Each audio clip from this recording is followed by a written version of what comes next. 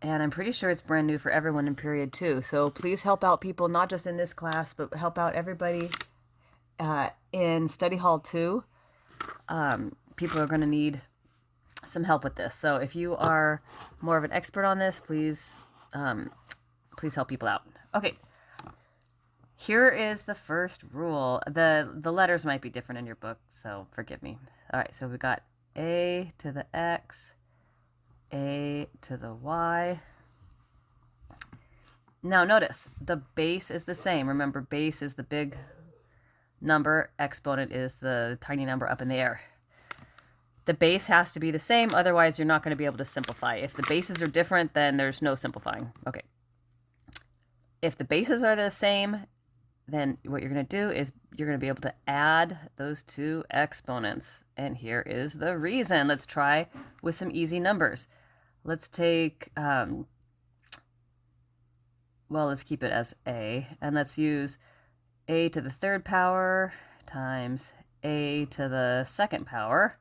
So a to the third power is a times itself again, and a squared is a times itself.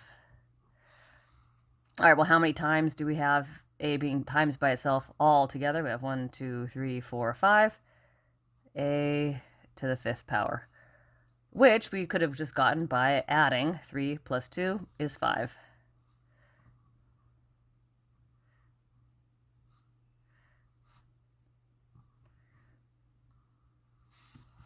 Boom. Done. Easy peasy lemon squeezy, right? Okay, next rule. A to the x to the y power. Now, in this case, if these weren't exponents, if these were just like big boy numbers, just regular numbers that were on either side of a parentheses, you would multiply those, right? And that's going to help you remember what to do, because the pattern is you actually multiply the exponents. Even though this doesn't mean multiply, this means a to the x power and then take that to the y power again. The pattern is that we actually multiply. So this means a to the x times y power. And here's why that happens. Okay, let's again use some easy numbers. Let's not use 2 and 2, because 2 plus 2 is 4 and 2 times 2 is also 4. And we don't want to use things like 0 and 1 because those aren't interesting enough. So let's use 3 and 2 again. Nice and small without being too small. Okay, so a to the 3, and then we're going to take that and we're going to square it. Okay, so this means a times a times a, but then that whole thing gets squared, so that means times itself. So a times a times a. All right, well, now how many a's are all being multiplied by themselves? 1, 2, 3, 4, 5, 6. Well, a to the 6th power. So the pattern is we multiply the two exponents. 3 times 2 a to the 6th. Okay, now you can copy them out, but if you're going to have a whole bunch of, if you're going to have bigger numbers, that's going to be a pain in the butt. So try to use these patterns. Now, do you have to remember these rules?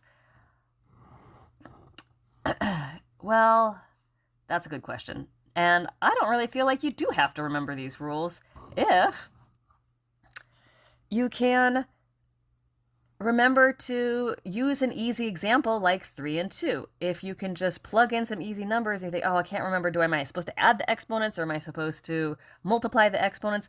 Plug in some easy numbers and say, oh, okay, with 3 and a 2, the pattern is that I multiply the exponents here, and the pattern is that I add the exponents here.